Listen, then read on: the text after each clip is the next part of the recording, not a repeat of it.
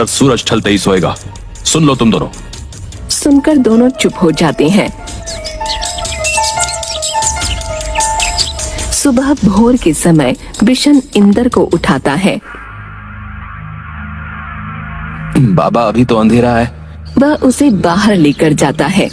उगते सूरज को देखकर इंदर अपने दोनों हाथ फैला लेता है। ऐसा लग रहा है जैसे मुझ में बहुत ताकत आ गई है।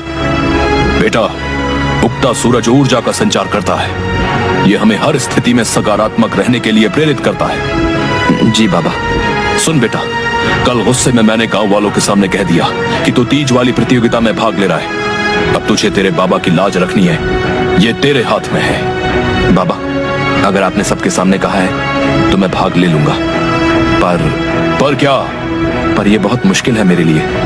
जानता हूं कि तू जीत नहीं सकता, पर तेरे लिए इसमें अंत तक टिके रहना भी बहुत है। तू बस कोशिश और मेहनत कर। जी बाबा, आप जैसा कहेंगे मैं वैसा ही करूंगा।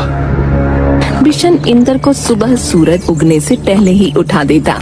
2 दिन बाद ही इंदर की तबीयत खराब हो गई। आप क्या कर रहे हैं? देखिए, इंदर बीमार हो गया। आप अच्छी तरह से जानते हो कि वो कठोर शारीरिक काम नहीं कर सकता। अब देखिए, उसकी पूरी देह दुख रही है। बेचारा खाना भी नहीं खा पा रहा। चिंता मत करो, ठीक हो जाएगा। शुरू में ऐसा होता है, तुम बस उसके खाने पीने का ध्यान रखो। बिशन इंदर से दौड़ लगवाता, रस्सी कुदवाता, वजन उठवाता, पहाड़ी की चढ़ाई करवाता, भागते हुए बैलों को नियंत्रित करवाने जैसे कई व्यायाम करवाता ताकि वह मजबूत बने, अंत तक प्रतियोगिता में बना रह सके। पूरे गांव में ये बात फैल गई कि इंदर भाग ले रहा है। सब जानते थे कि इंदर जैसा कमजोर आदमी इसमें नहीं टिक सकता। भीमा के सामने तो बिल्कुल नहीं।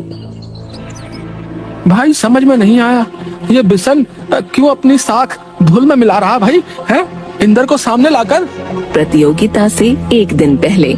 बेटा, तू जीते या हारे कोई बात नहीं, तू इसमें भाग ले रहा है, मेरे लिए यही बहुत है। बाबा, सब जानते हुए भी आपने इस खोटे सिक्के के लिए दिन रात एक कर दिया।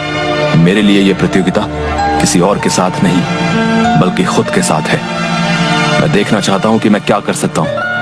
मैं पूरी कोशिश करूंगा कि आपकी उम्मीदों पर खरा उतरूं। तीज वाले दिन प्रतियोगिता में भीमा ने हरी और इंदर ने पीली धोती पहनी।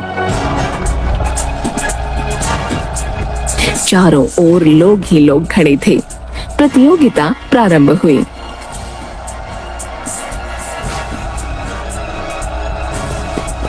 दोनों दौड़ लगाते हैं।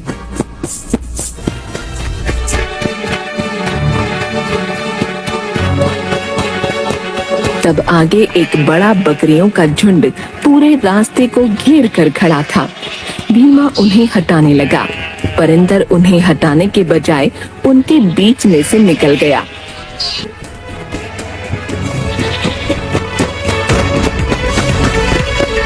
उसके बाद वे दोनों दौड़ते हुए जंगल में एक नदी किनारे पहुँचे। वहाँ नदी पार करने के लिए 2 नावें मोटी रस्सियों से बंधी थीं। भीमा पूरी ताकत से रस्सी खोलने लगा। इतने में इंदर नदी में कूदकर तैरने लगा। उसे देखकर भीमा ने भी वही किया।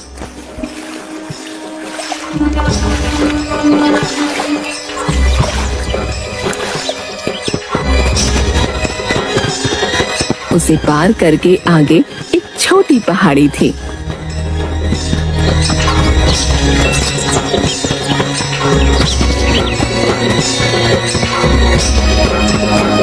इस पर चढ़ने पर फिर से बहुत सारे घोड़ों ने उनका रास्ता रोक लिया। इस बार भीमा घोड़ों को हटाने के बजाय उनके बीच से निकलने लगा, पर इंदर वहीं खड़ा कुछ सोचने लगा।